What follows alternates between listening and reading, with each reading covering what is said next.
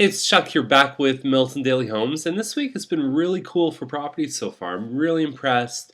I think we have 12 on the list for today, and the purpose why we do these videos is just simply to keep you in the loop faster than you can find usually on public sites like MLS.ca, and to add interpretation because the information predominantly is out there these days. What you need is someone to sort it all out for you. So the 12 of them, the first one up is McNabb Crescent, and nothing in the 200 range today. So we're starting at 339, and detached home, 3 bedroom, 3 washroom. It's 55 by 120 foot lot, and it's got the finished basement. It also has the electric baseboard heat. I've talked about it before. Just to briefly go over it again, is that could be 2 to 3 times as expensive as a gas system if you're not on top of it. So if you let that run all the time, the hydro bills, the electric bills go way up.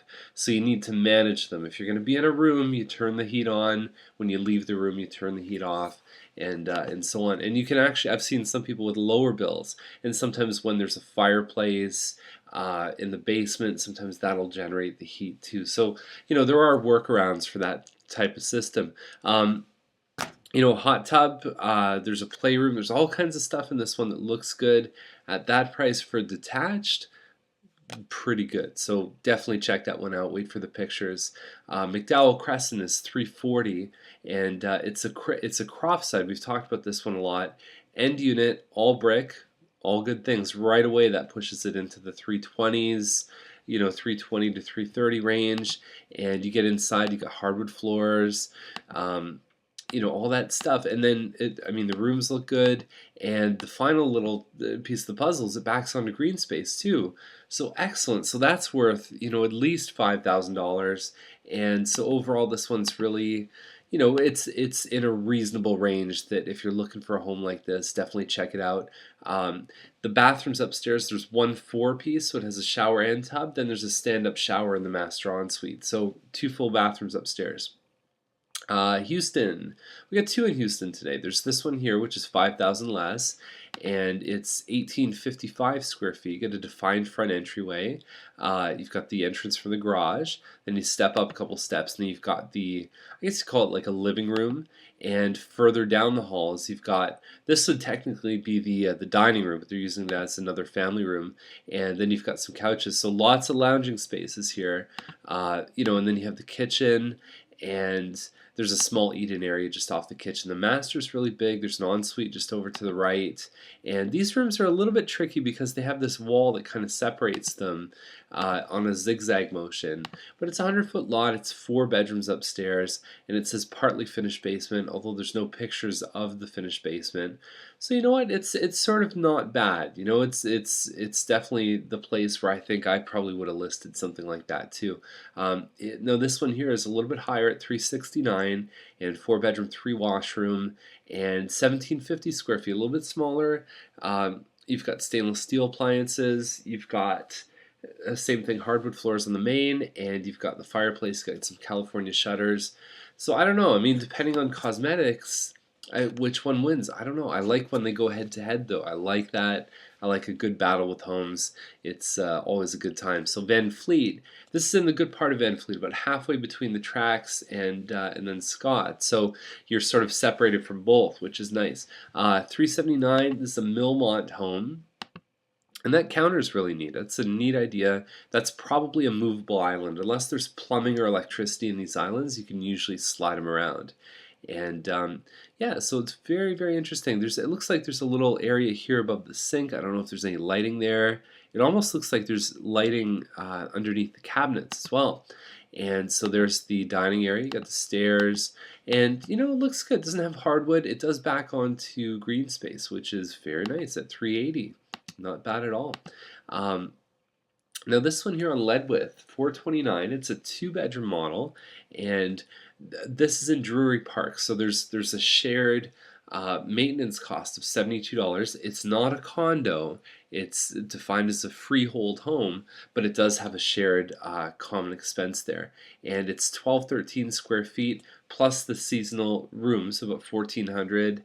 and 9-foot ceilings, all that kind of stuff here. It's a nice little look, and it backs onto green space too. So there's one on Minto right now that competes. I mean, that one's at 475. It's a bigger home though, and also a nice area. So it's very interesting to look and say, okay, by the time you factor in condo fees here, if you want more space, there's factors to think about too. Single car garage on this one might be a little bit high, but I think that bungalows are so few and far between. Sometimes you can really do well when you sell them. Now Woodward is a 2-story. It's in the Dorset Park area, and it's 430. 5-bedroom on this one, so I think downstairs there's some bedrooms. Now this is normally a garage right here, and they've turned it into a living area. I'll show you where that is in the home. So there's the front space. Nice looking. I mean, they've done the iron pickets. They've done the kitchen's been renovated. You've got some hardwood floors there in the front way. That's the area that used to be the garage. So about a 10 by 20 room that they've converted, and you've got a big living dining in this one here too. Lots of space upstairs. The bedrooms are all good sized, and there's a one full bathroom up there. 50 by 120. That's a nice sized piece of land right there. So at 429, I think they nailed the price just right. And Eager Drive is next one at 445. This looks almost like a semi. It's a fully detached home. It's just the angle it's taken from. You get a double car garage, and inside it's kind of weird how they did that pole. I would have probably just knocked that all out. So there's the kitchen, how it flows into the family room, and then there's the living dining in the front. You get a 36-foot lot, you get a couple feet on either side, you get a 20-foot garage, so there's really not a whole lot of space in this little corridor here. What tends to happen too is that upstairs you start to get really good sized rooms. So they're all good size upstairs. At 445, I think it's better than some of the stuff that's been listed recently in that price range. So very nice, good job. Howden, why am I not surprised this one's selling? I'll tell you in about 30 seconds. So 450 on this one. First of all, the price for that model, a little bit aggressive, but look at the pictures. I mean, I made fun of this one before. Guy walking down the hallway, like, you relist the home, you know it's not selling, and then you throw up these garbage pictures. You don't clean anything up in the house. Guess why it's not selling? So this one probably still won't sell. I think that there's just too much inside or with the homes. I'm sure when you clear all that stuff out, it's actually a pretty decent home, but nobody's going to be drawn in by those pictures. Even agents are like, man, clean that stuff up. It's but it is a 22, I think 30 square foot home. I've had clients have said to me that home, if it had a double garage, I'd be there for the rest of my life. So it does have a great layout, but yeah, it's just not clicking. So Kendall is 454.9 double car garage.